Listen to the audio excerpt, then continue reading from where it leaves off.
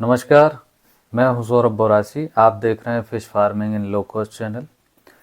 आज का टॉपिक है कि किस मछली को कितने बड़े तालाब में पालना चाहिए, या फिर ये कहें कि कौन सी मछली को कितना बड़ा तालाब की ज़रूरत पड़ती है और हम उसका कितना साइज़ कैसा क्या रखें। ये सब बहुत नए जब चालू करते हैं फ़िश फार्मर अपना फार्मिंग करियर, तब ये सवाल रहता है और इसमें कंफ्यूज रहते हैं और बहुत गलती करते हैं। पालना उन्हें छोटे तालाब वाली मछली है, लेकिन तालाब का साइज़ वो बड़ा कर देते हैं, बहुत ज़्यादा बड़ा। उसमें उनको दिक्कत होने लगती है। या फिर काफ़ी बड़े तालाब की मछली है और वो उसको छोटे तालाब में पाल देते हैं। तो ये यहाँ से ही उनकी माइनस पॉइंट चालू होता है, प्रॉब्लम चालू होती है। मैं हमेशा से ही जब भी मेरे पास कोई विज़िट करने आता है तो मैं उनसे यही कहता हूँ जो मैं आज बोल रहा हूँ, कि कभी कभी ऐसा होता है कि हम गलियों में ट्रक लेके चले जाते हैं। तो ना गली की गलती है, जो मोहल्लों की गलियाँ होती हैं, और ना ही ट्रक की गलती है। वो दोनों अपनी जगह सही हैं, लेकिन ले जाने वाले गलत होते हैं या फिर उनको गलत बता दिया जाता है रास्ता, जिस वजह से वो मोहल्लों में ट्रक घुसेड़ देते हैं और फंस जाते हैं। दूसरों को भी समस्या, खुद को भी समस्या। फिर वो बोलते हैं कि ड्राइविंग सही नहीं है और ट्रक सही नहीं है या फिर रोड ख़राब है। तो गलती दोनों की नहीं है, गलती है मार्ग दिखाने वाले की, कि आप यहाँ नहीं, हाईवे से मत जाइए, आप गली से चले जाइए। तो ये रहता है मिस्टेक। यही प्रॉब्लम होती है मछली में, सेम टू सेम। आपको पालना है बड़े तालाब में मछली, लेकिन आपने पाल ली है उसे छोटे तालाब में, तो गलती आपकी है, मछली की गलती नहीं है। और वो ना तालाब की गलती, ना मिट्टी की, पानी की। आपकी गलती इतनी है कि आपको जिसने सलाह दिया है, आपने उसकी बात मान ली है बिना कोई जानकारी कलेक्ट किए हुए। चलिए, ये तो हो गया, ज़्यादा उसमें मत रहिए। सबसे गलतियां होती है, हमसे भी गलती हुई है। हमने भी बहुत बड़े तालाब की मछलियां छोटे तालाब में डाली हैं और छोटे तालाब की बड़े तालाब में डाली है। धीरे धीरे अनुभव हो गया, तो अब जो है हम दूसरों को उस चीज़ का फ़ायदा पहुंचाते हैं जानकारी देके। और मुरेल का सीड हम ऑल ओवर इंडिया में सप्लाई करते हैं। ज़रूरत पड़े तो आप इस नंबर पे व्हाट्सअप कर सकते हैं। चलिए टॉपिक पे आते हैं। अगर पानी के अंदर सांस लेने वाली जितनी भी मछलियां होती हैं वो हैं, तो आपको ये मान लेना है कि उसे बड़े तालाब में ही करना है, छोटे तालाब में उसे नहीं करना है। वही बात होगी, मोहल्ले में आप ट्रक लेके जाएंगे, वही कहानी होगी। उसको बड़ी जगह चाहिए, आप छोटी जगह पे मत उसको करिएगा।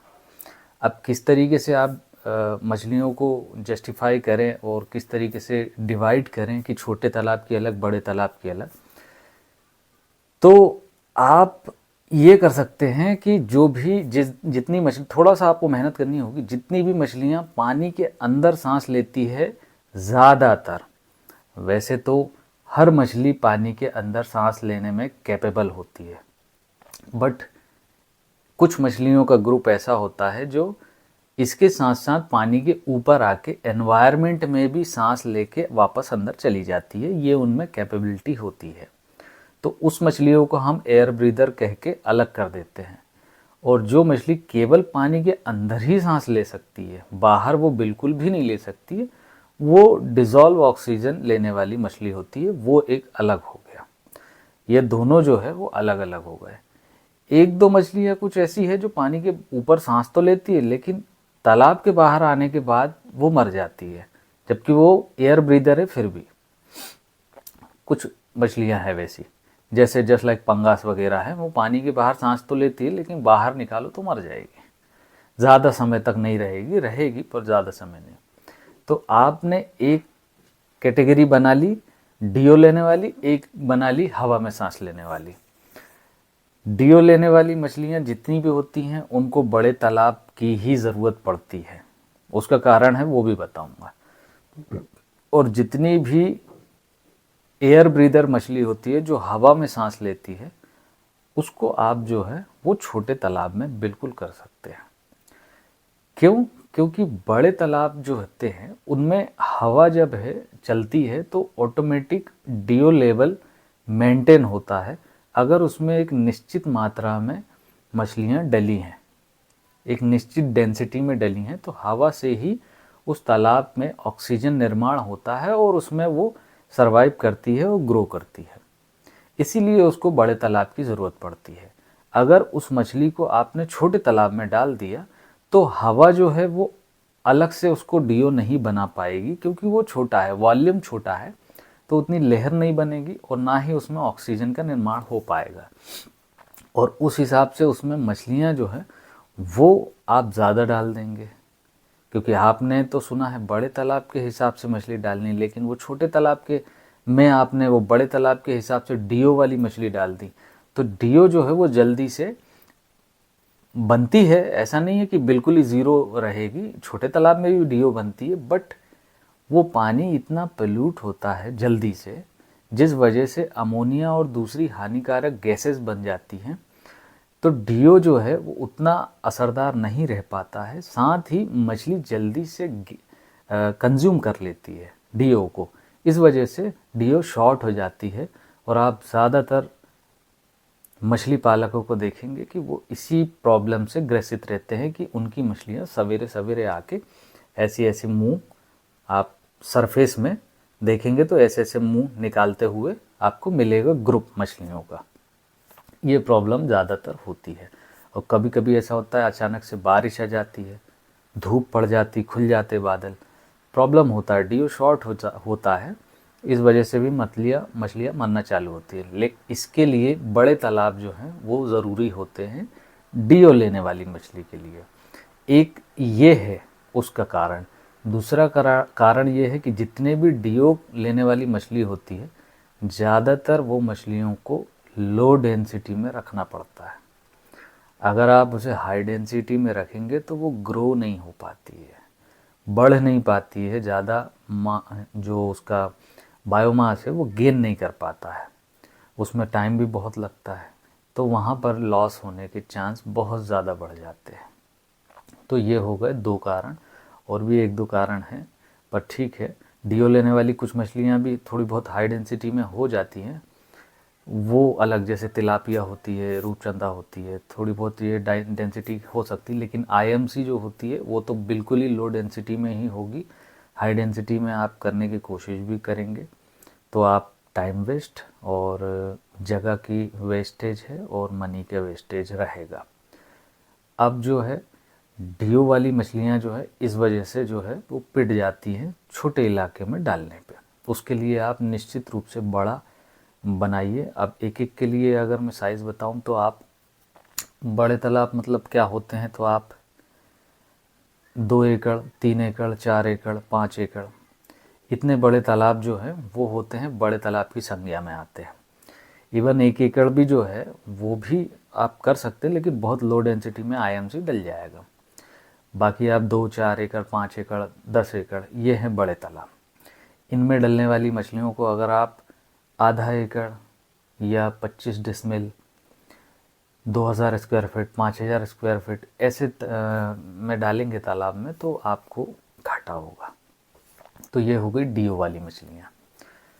अब जो है एयर ब्रीदर वाली मछलियाँ, एयर ब्रीदर वाली मछलियाँ जो है आप बड़े तालाब में डाल देंगे तो उनके साथ समस्या ये होती है कि कई एयर ब्रीदर मछलियाँ होती हैं, उनमें ग्रेडिंग करनी पड़ती है, आपको छटाई करनी पड़ती है।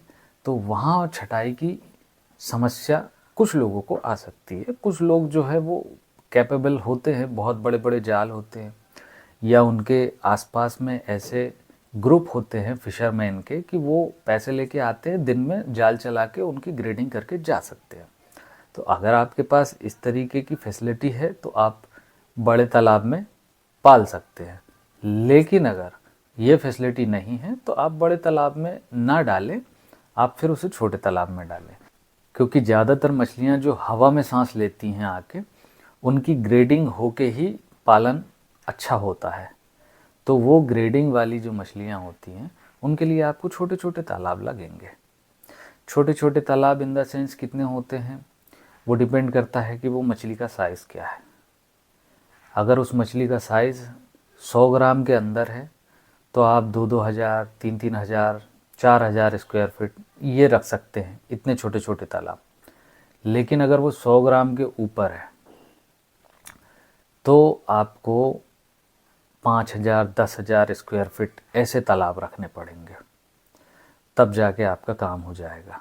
क्योंकि वो थोड़ी बड़ी मछलियां हैं, उनको ज़्यादा जगह लगती है, छोटी मछलियों के लिए कम जगह लगती है, तो आप उसकी ग्रेडिंग आसानी से कर सकते हैं। तो सिंपल है, मैं बहुत सारी लंबी लिस्ट नहीं बता रहा कि ये मछली वो मछली, आप खुद से एनालाइज करें। हवा में सांस लेने वाली मछलियाँ ज़्यादातर कैटफिश कैटेगरी जितनी होती हैं वो ज़्यादातर होती हैं हवा में सांस लेने की, और उनमें ग्रेडिंग वगैरह होती है। जैसे आप ग्रेडिंग करें तो ग्रेडिंग करना अच्छी बात होती है, उससे ये होता है कि आपके पास ना फर्स्ट, सेकंड, थर्ड ऐसे बिग, मीडियम, स्मॉल ऐसे 3 साइज़ आपके पास अवेलेबल हो जाते हैं, और उससे आप उनको अलग अलग पैलेट का दाना, अलग अलग साइज़ का पैलेट साइज़ का दाना दे सकते हैं, और हार्वेस्टिंग भी समय समय पे कर सकते हैं। जो बड़ी हो गई उसे पहले बेच दे, सेकंड बाद में, थर्ड बाद में, उससे आपको फ़ायदा पहुंचता है। एक साथ बेचने में छोटी भी चली जाती है, बड़ी भी चली जाती, तो फिर उतना गेन जो होना है वो मिल नहीं पाता बायोमास। तो आप ग्रेडिंग करके आप उसे बेच सकते हैं। अब ये मछलियाँ अगर आप बड़े तालाब में डाल देते हैं तो वहाँ पे भी आपको नुकसान हो सकता है। जैसा कि मैंने कहा कि अगर आपके पास सुविधा है तो आप डालें, नहीं सुविधा है तो प्रॉब्लम ये हो जाती है कि जब आप ग्रेडिंग करेंगे या हार्वेस्टिंग करेंगे तो आपको पानी खाली करना पड़ेगा, और एक दिन में मछलियाँ पूरी बिक नहीं सकती। कोई भी मछली हो, अगर वो टनों से है तो उसको टाइम लगता है, तो आपको दूसरे दिन पानी भी भरना होता है, नहीं तो दूसरे जो पक्षी वगैरह या जानवर होते हैं वो पकड़ने लगते हैं मछलियों को कम पानी में। तो इस वजह से आपको पानी भी भरना होता है और पानी खाली भी सडनली करना होता है, तो बड़े तालाब में वो पॉसिबल नहीं होता है। अब जो बड़े तालाब की जो मछलियाँ होती हैं वो आप अगर जाल चलाएंगे तो वो डीओ जो लेती है मछली वो आ जाती है, अच्छे से आ जाती है आपकी जाल में, तो उतना उसको फ़र्क नहीं पड़ता। लेकिन जो एयर ब्रीदर होती है वो मछली वो नीचे भागती है सबसे पहले छुपने के लिए, जान बचाने के लिए। उसके लिए आखिरी में आपको तालाब खाली करना पड़ता है, और कुछ भी मछली बचे तो आपको थोड़ी सी जद्दोजहद होती है। तो छोटे तालाब में बहुत अच्छे से ये मेंटेन हो जाता है, लेकिन बड़े तालाब में थोड़ा बहुत मुश्किल होता है। नए लोगों के लिए खासकर मुश्किल होता है, पुराने लोग जो उस्ताद रहते हैं उनके लिए कोई दिक्कत नहीं होती है, वो चाहे बड़ा तालाब हो चाहे छोटा तालाब हो मेंटेन वो कर लेते हैं।